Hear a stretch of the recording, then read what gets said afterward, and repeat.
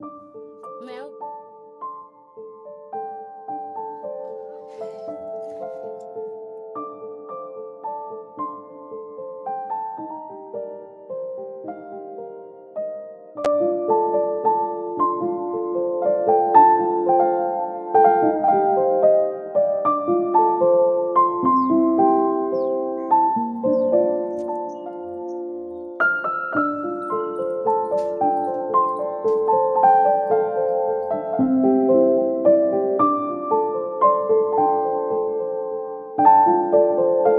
नमस्कार बंधुरा তোমরা সবাই কেমন আছো? আশা করি ঠাকুরের আশীর্বাদে ভালোই আছো। তো আজকে আমার একটা ছোট্ট ব্লগে তোমাদেরকে সুস্বাগতম। আশা করব তোমাদের আমার এই ভিডিওটা ভালোই লাগবে। সকালে ঘুম থেকে উঠেই মুখ ধুয়ে চা বিস্কুট খেয়ে ছাদে চলে গেলাম। ছাদে দেখলাম 7টার সময় কি রোদ। তো তোমাদের দাদাভাই বলল আগে ছাদে টিকাটা দিয়ে দাও, তারপর বাসি কাজ সারবে, বাসন ধোয়া, ঘর মোছা। তখন আমি ভাবলাম ঠিকই বলছে, কারণ এত রোদে তো আর টিকা দিতে পারবো না পরে। তো তার জন্য সকালেই ঘুম থেকে উঠে ছাদে যেয়ে টিকাটা দিয়ে দিলাম। তোমরা যারা আমার বন্ধু আছো তোমরা তো জানো ধুনো দেওয়ার জন্যই এই টিকাটা দেয়া হয়। আর আমাদের বাজারে আমাদের দোকান আছে, দোকানে দিয়ে আসে তোমাদের দাদাভাই। আমি প্যাকেটিং করে দিই। তো আমি এখন টিকাগুলো ছাদে দিয়ে দিই। ছাদে টিকা দিতে দিতে দেখছি একটা পায়রা অনেকক্ষণ ধরে ওখানটায় বসে আছে। তো আমাদের তো জল দেয়া থাকে জায়গায়, তো পায়রাটা জল খাচ্ছিল।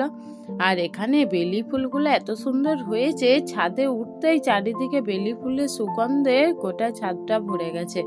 তো সেটাই তোমাদের সঙ্গে শেয়ার করলাম। তো গরম পড়েছে, এই রোদ গরমে এই পশু পাখিদেরই কত কষ্ট, তাই না বন্ধুরা?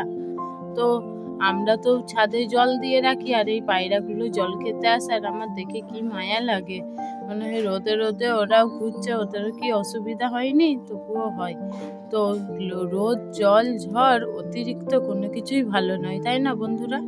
তোমাদের সঙ্গে কথা বলতে বলতে দেখো আমার টিকা দেওয়া হয়ে গেছে ছাদে। তো আমি একা দিইনি, তোমাদের দাদা ভাই আর আমি দুজনে মিলে টিকা দিয়েছি। আর মাথার উপর একটা পলিথিন তিরপল ছাউনি করা হয়েছিল, কারণ সকাল 8টা মানেই অনেক রোদ, তাই না বন্ধুরা? 7:30 বাজছিল তখন ধরো। এরপর আমি কি করব? এরপর আমি বাসন ধোবো। তো বাসনগুলো আমার ধোয়া হয়ে গেছে, এরপর রান্নাঘরে রেখে দেবো। বাসি কাজ সেরে যেই ভাবলাম আমি স্নান করতে যাবো, তো তোমাদের দাদাভাই দেখছি বাজার থেকে মাছ নিয়ে চলে এসেছে। তো আমাকে বললো মাছগুলো কেটে নিতে, তো আমি মাছগুলো কাটতে বসে গেছি। স্নান করে ঠাকুরকে ধূপ দেখিয়ে তো রান্নাটাও সেরে নিয়েছিলাম সকাল সকাল। তারপর বাঁশের কাঠিগুলো এই যে তোমাদের দাদাভাই প্লাস্টিকের ড্রামে করে ছাদে রাখে ভিজিয়ে, তো এগুলো পালিশ করতে বসবো।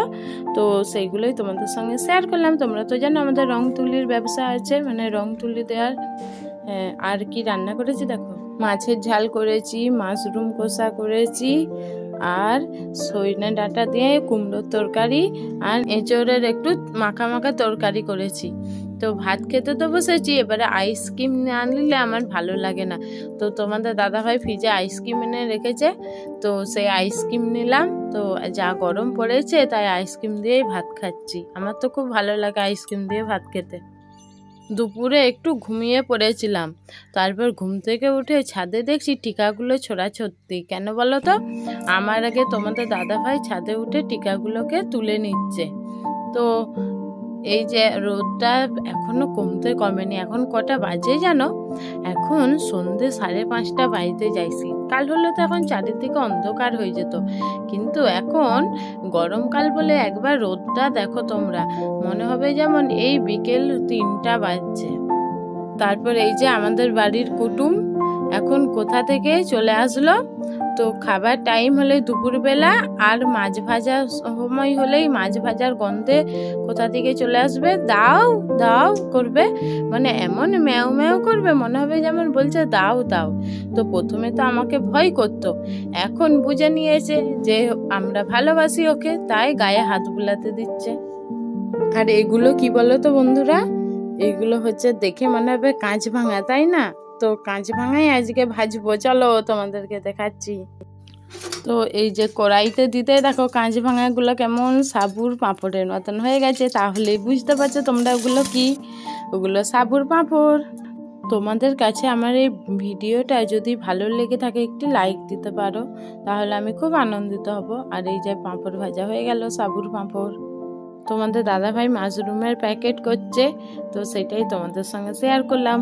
তো গরমে দেখো কত মাশরুম শুকিয়ে গেছে, তো এই শুকনোগুলো তো আর বিক্রি হবে না, ওগুলো আমাদের বাড়িতে রান্না হয়ে যাবে। তো শুকনো মাশরুমও জলে ভিজিয়ে রাখলে বেশ ভালো লাগে। আর এই মাশরুমের ডাঁটগুলো দেখে মনে হচ্ছে আমার পনিরের চাপটা, তাই না বন্ধুরা? আর এই মাশরুমগুলো খেতে কিন্তু খুবই টেস্টি। তাহলে বন্ধুরা বাঁশের কাঠিগুলো পালিশ করে নিই, আর বেশি কথা বলবো না। আর আমার ভিডিওটা যদি তোমাদের ভালো লেগে থাকে প্লিজ দেখো। দুপুরে রান্না হয়ে যাওয়ার পর এই যে মাশরুমের প্যাকেট তো দেখলে তোমরা, এবারে ধুনো দেয়া টিকার প্যাকেটগুলো করছি।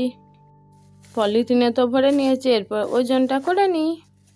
আর আমি টিকার প্যাকেটগুলো ওজন করতে থাকি। আর বন্ধুরা তোমরা আমার ভিডিওটা দেখো।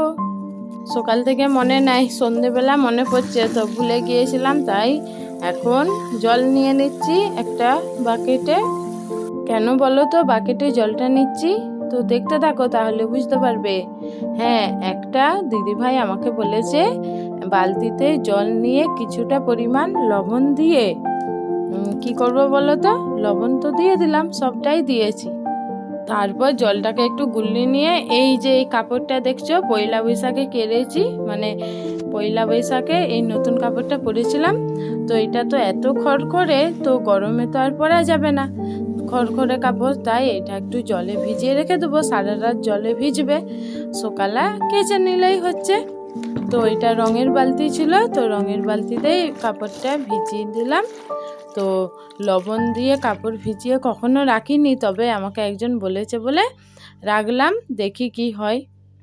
আর এই আমগুলো আজকে কাটবো। ভিডিওটা আর বড় করলাম না, তো thanks for watching my video বন্ধুরা। আজকের মতন টাটা, দেখাবে পরে ভিডিও বন্ধুরা।